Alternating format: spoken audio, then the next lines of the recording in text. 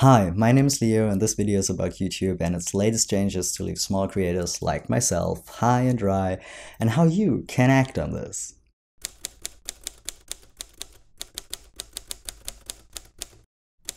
Honestly, I don't even know where to start, and I must warn you, this is a serious video with a lot of talking and no fancy inserts. But I ask you, no, I beg you to watch it anyway. Because this is not just about me, but a whole community. It concerns a lot of small YouTube creators, one of which I am. And I'm sure you're following some more small channels which are all dealing with the same issue I'm going to talk about. I started this YouTube channel in September 2015 to document my transition and to reach out to people all around the world. I didn't expect much and I was happy about every new subscriber, every new comment, every like. Basically about everyone who cared in one way or another about what I was doing there. It's still like this today. But as my channel grew, I got more involved in this whole YouTuber thing. I started to see myself as a YouTuber. At some point, I not only uploaded videos about my transition anymore, but also stuff like travel vlogs. In the end, nobody really cared about the vlogs because most people are obviously here to see my beard grow, which is completely fine. Identifying as a YouTuber in some way, I didn't see YouTube just as a platform to upload videos to, but like a whole world of its own. I learned about its rules and its mechanisms and began to analyze my channel and content, which isn't a bad thing after all, although often enough I'm still very confused. I'm also on Twitter. And even though Twitter most often is a real drama platform, sometimes it's a good news spreader and indicator for what's happening on YouTube. Exactly like in March of last year when I learned about YouTube's restricted mode. Have you ever heard of this? If not, you can view this website in a restricted mode. What it should do is preventing children and sensitive people from watching and seeing stuff they'd better not see. What it does do is hiding loads of LGBTQ content. For no reason. Dear YouTube, not in every trans-themed video someone plays around with their pecker. And even if, I think kids see worse things out on the street. When I changed to restricted mode out of curiosity, to my surprise there were only 7 videos left on my channel back then that seemed to not influence children in a bad way. Can you believe this? Can you imagine that my hair tutorial causes severe damage on children when they watch it? This is a rhetorical question. I know it's not the best beauty tutorial in the world, but come on, it's just a freaking hair tutorial. I just rechecked it and obviously they changed something, because now there are 23 videos left on my channel out of 71 videos in total, which is still very ridiculous. By the way, my hair tutorial is now allowed to be watched by children. My New Year's Eve vlog with Aaron isn't. To be honest, I haven't figured out the real function of this mode switch, since you can actually just change from one view mode to the other without any hurdles.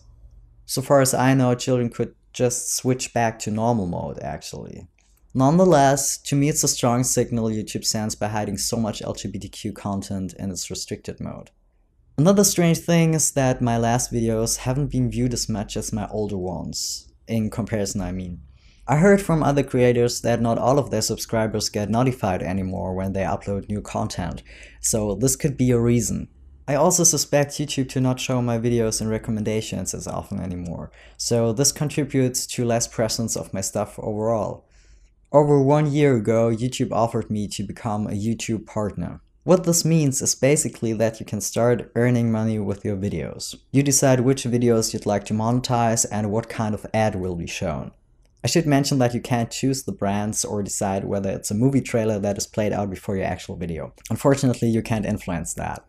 Not gonna lie, I was excited. I had always wondered how exactly people make money with their YouTube videos. And now I could get some extra cents too. So I became a YouTube partner, and from that moment on, you, my darlings, had to watch a 5-second skippable ad before a lot of my videos.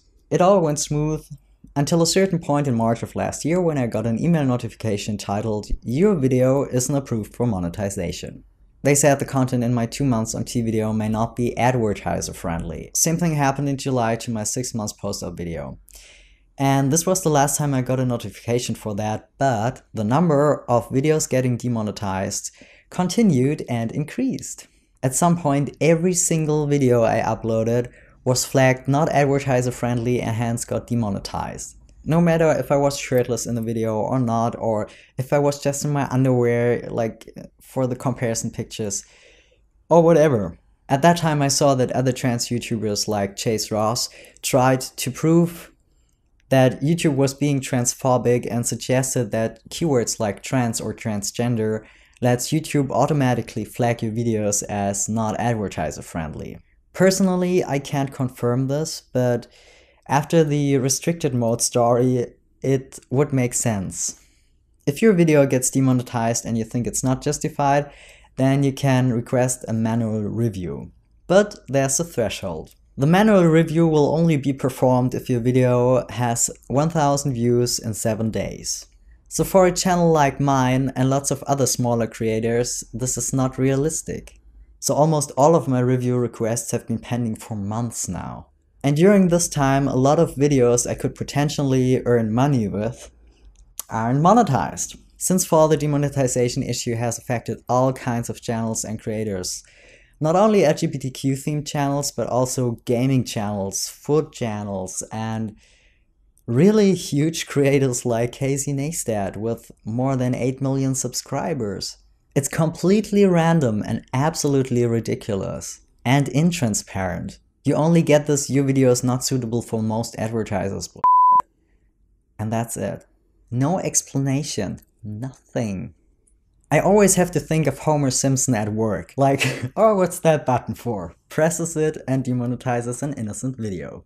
You don't even get informed anymore that a video on your channel just got demonetized. It just happens without any notification. And then I scroll through my analytics and just by chance see that some of my videos suddenly, out of nothing, have a yellow $sign, in contrast to the green one, which is the good one. And only then I can request a review. Maybe days after it got demonetized, or even months if it's an older video that suddenly got affected. This is not very professional, YouTube. And then sometimes strange things happen. For example, after uploading my 2017 recap, everything was alright, I could monetize it, and after a couple of hours it was still alright. When I checked for comments the next day, I saw that it got demonetized. What the heck? So I requested a review, although I knew it wouldn't make any sense because of this threshold of 1000 views in 7 days. And then only 2 days later, it magically got monetized again. I heard that this is happening to a lot of YouTubers nowadays. And this is really behavior of YouTube, because this way you lose quite some potential ad money, since videos are usually most viewed during the first days. On January 17th, a whole lot of us smaller creators got an email from YouTube saying that we get kicked out of the YouTube Partner Program because they introduced a new threshold for partners. A channel must have 1000 subscribers and 4000 hours of watch time during the last 12 months. They grant us a grace period till February 20th to reach this threshold in order to stay in the program. They argue that this threshold is necessary to prevent bad and harmful content, which is content that violates their community guidelines, from getting monetized. Alright, I'm absolutely pro punishing the bad guys, but the downside is that an enormous number of smaller creators with absolutely innocent content gets punished too. Even if we just make a couple of dollars per month, it's still a couple of dollars.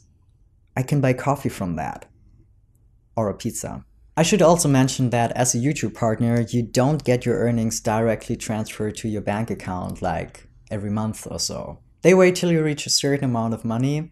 In my case, I think it was $70 if I remember correctly, and then they pay out all at once. In my history of being a YouTube partner, I've never reached this threshold. So as you see, I'm not getting rich. So I was wondering what happens when I can't monetize my videos anymore.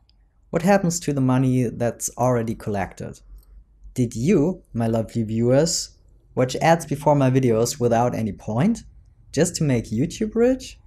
I'm a bit relieved to tell you, YouTube will pay out whatever amount you have collected over time if you get kicked out of the YouTube Partner Program now, according to this official YouTube blog entry. I'd like to add that I inserted this picture to have proof in case they won't keep their word. I don't make YouTube videos to get rich. This wasn't my initial intention, and I'd be crazy if it was now. You can't get rich with a small trans YouTube channel from Germany. But it is nice to get paid for something you would do anyway. And if I can earn a little money just by uploading my videos as I would do anyway, I appreciate this opportunity. I'm not just a YouTube creator, I'm also a YouTube viewer and consumer.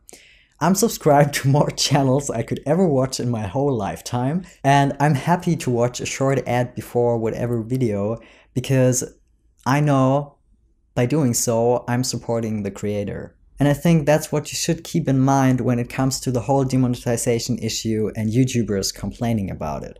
By the way, Chase Ross made a lovely video on the subject, which I highly recommend you to watch. I put links to some more videos on this topic in the info box below. I think it's worth to watch a couple of videos on it because, I mean, everyone has their own opinion. This is mine. So what can you do to support your favorite creators? It's oh so simple. Subscribe to their channels and watch their content. For example, I'm lacking just about 300 hours of watch time to stay in the program. This sounds like a whole lot. This is a lot of time actually, but if everyone who subscribed to my channel just watched my last video once, we would even overshoot the mark. So actually it's not that complicated. Also give it a try and watch older videos of your favorite creators. I mean, if you like them, it shouldn't be a big deal anyway. I guess sometimes it's good to remind you that your support is highly appreciated and needed. A YouTuber is nothing without their audience. So you decide who's worth your time. And believe me, your time is worth a lot. Wow, this was a long video and lots of talking. Mixture of rant and explanation, but it was necessary. And I thank you if you made it till here, because now this is the end of the video and now you can do other things. Thank you for watching. Have a nice day. See you next time. Bye.